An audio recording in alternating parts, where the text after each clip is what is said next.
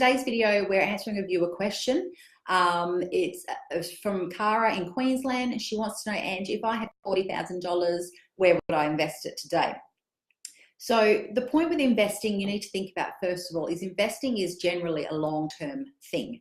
So if you want to leave your money alone for only a couple of months or 6 months or whatnot, then you don't really want to be investing it as such into anything long-term, because if you pull out an investment that is meant to be long-term, if you pull out early, you may find that you've actually lost money, with market fluctuations and whatnot. So think about your time frame of investing.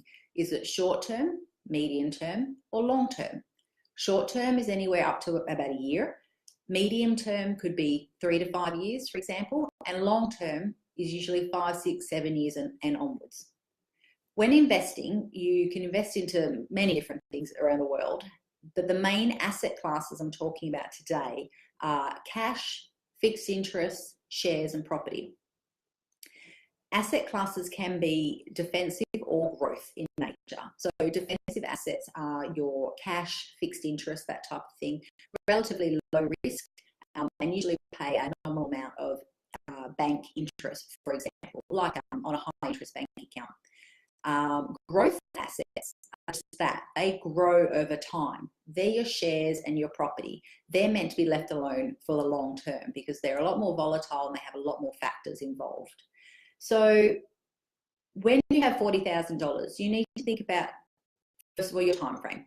If you only want to put it away for, say, a year, 6 months, a year, that's short term. So steer clear of long-term investments such as shares and property. It's not worth it. It's too risky for such a short-term time frame. What you want to stick to instead are things like cash and fixed interest. So that could be a term deposit through your bank or maybe a high interest account. And there's plenty of those online these days that pay really good interest rates for the short-term flexibility that they provide. If you've got a medium-term time frame for that $40,000, then maybe you want to consider something that's income and growth a little bit, such as a managed fund. That might invest in shares, but it's done for you by a fund manager. A financial planner can help you pick an appropriate one. You would pick a relatively low risk managed fund because, again, whilst you're putting your money away for 3 or 4 years, it's still not that long. So you don't want to pick something that has too much growth to it. If, for example, though, you want to really lock that money away for a long-term investment, you're thinking 5, 6 years more, the longer the better, then only then I would consider buying and holding shares or investing into property, whether it be your own home loan, your own home or an investment property. So it depends on your time frame. It's very hard to say this is a one size fits all when it comes to investing $40,000. You need to think about your time frame and you need to think about what you're trying to achieve with that money, income or capital growth. If it's only short term, stick to bank accounts. If it's longer term, you have some other options available to you there. So best to seek advice from a professional financial planner.